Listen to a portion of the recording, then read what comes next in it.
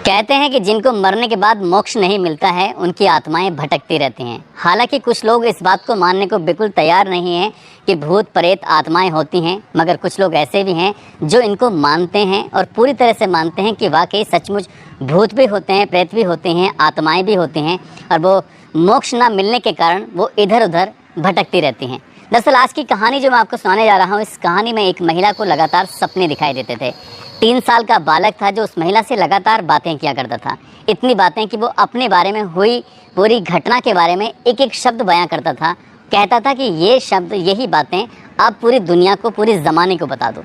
वो महिला उस सच को जानकर भी अनजान बनी हुई थी, किसी के सामने कुछ बताना नहीं चाहती थी।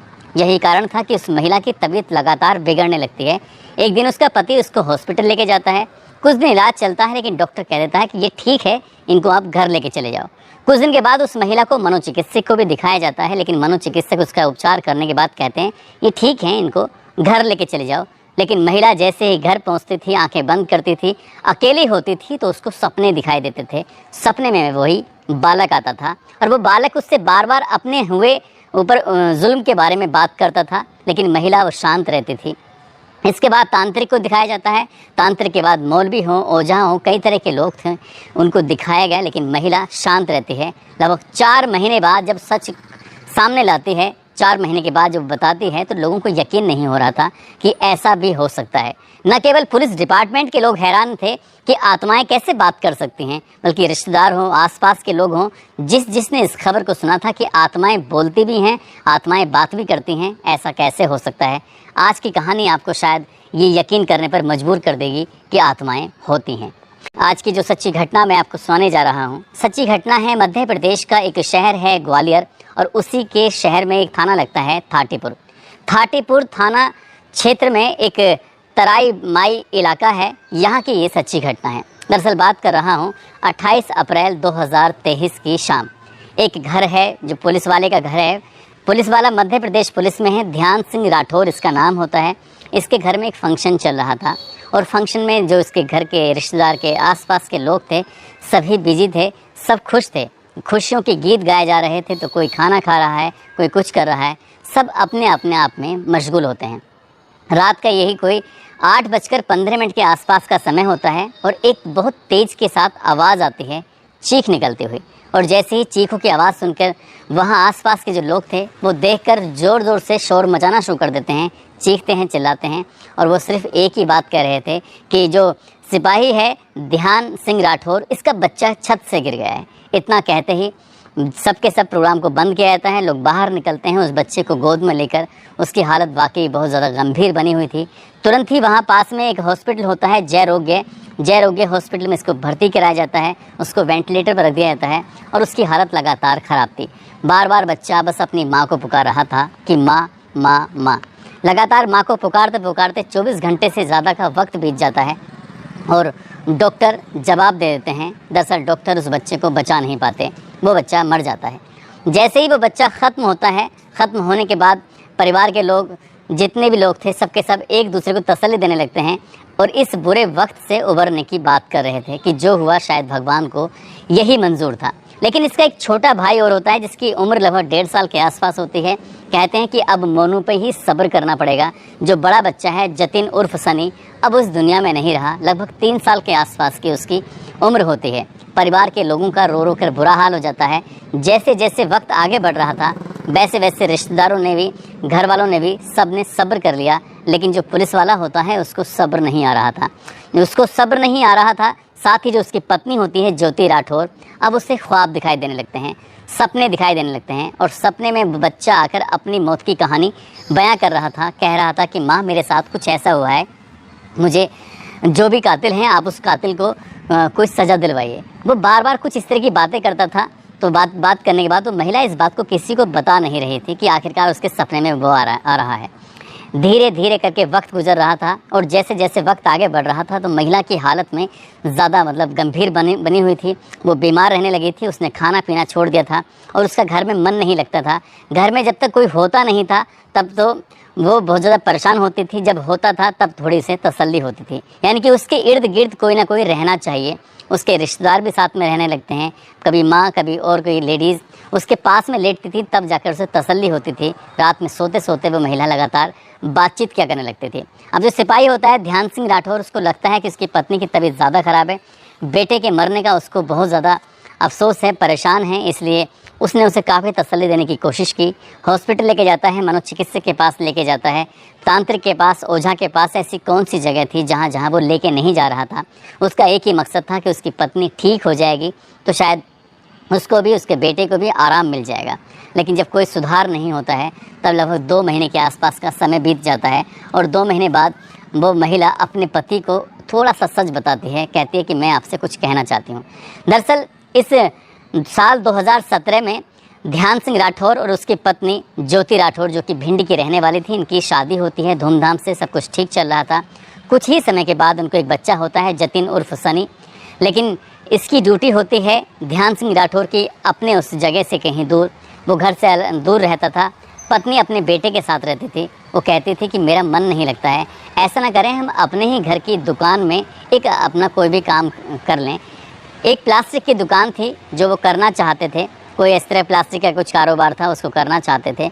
और इसी के लिए उसका पति ने कहा ठीक है, अगर तुम्हारा मन नहीं लगता है तो तुम मेरे साथ इसमें काम करोगी तो हाथ बढ़ेगा, उधर मैं भी कमाऊँगा, तुम भी यहाँ पर घर रह के दुकान चलाओगी तो ठीक रहेगा।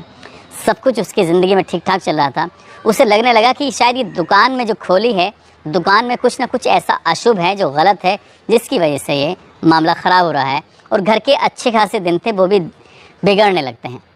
28 तारीख को जब घर में फंक्शन चला था, प्रोग्राम चला था, वो बच्चे को छत पर खींचते हुए लेके जाती है और ले जाने के बाद उसको छत से नीचे फेंक देती है। शायद इसका मकसद यही था कि उस बच्चे को चोट वोट लग जाएगी, क्योंकि वो कहती है कि आत्मा ने मुझे आकर प्रेशर किया कि तुम इस बच्चे को धक्का दे दो। उसका खुद का बेटा था जो उसके पेट से पैदा था, 9 महीने तक उसने अपने पेट में रखा, और कोई ऐसी भूत प्रेत आत्माएं थीं जो लगातार उसको प्रेशराइज कर रही थीं उसे छत से नीचे फेंकने के लिए। जब पति ने ये बात सुनी तो पति को बिल्कुल भी यकीन नहीं हो रहा था। उसे लग रहा था कि ये सामान्य घटना है, बच्चा अपने आप से गिरा था, बल्कि अपने आप से नहीं, पत्नी ने स्वीकार कर लिया। और जैसे ही पत्नी ने ये स्वीकार किया, उसकी हालत में थोड़ा सा सुधार हो जाता है। जैसे सुधार होता है उसके बाद ध्यान सिंह राठौर ने कुछ सबूत इकट्ठा किए, उसके वीडियो बनाता है, उससे बातचीत की मोबाइल की रिकॉर्डिंग इकट्ठी करता है और सीधा थाटीपुर थाने जाता है। और थाटीपुर थाने जाने के बाद पुलिस इंस्पेक्टर से जाकर पूरी कहानी बयां करता है। कहता है मेरी पत्नी को ये सपने आते थे और उसने ही इस तरह के एक सच बताया है, मेरे बच्चे को उसी ने धक्का दिया था।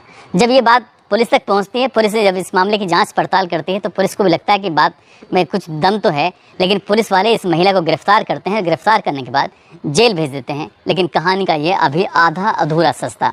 महिला जेल जाती है। जेल जाने के बाद भी वहाँ भी उसे वही सपने दिखाई देते हैं। बालक सपने में आता है, कहता है कि माँ मुझे क्यों मारा, ये क्यों नहीं बताती हो, तुमने आधा अधूरा सच क्यों बताया। जब बच्चा परेशान करता था तो जेल के अंदर रहने वाली वो महिला बहुत ज़्यादा परेशान होने लगती है। जेलर भी परेशान होने लगता है, बाकी स्टाफ था वो भी परेशान होने लगता है। रात को सोते सोते बोलती थी तो जो बाकी महिला कैदी होती हैं उन्हें भी दिक्कत परेशानी होने लगती है। लगभग फिर से 2 महीने का समय लगभग बीत जाता है। उसके बाद सितंबर के प्रथम सप्ताह में ही 1 या 2 तारीख के आसपास की बात रही होगी।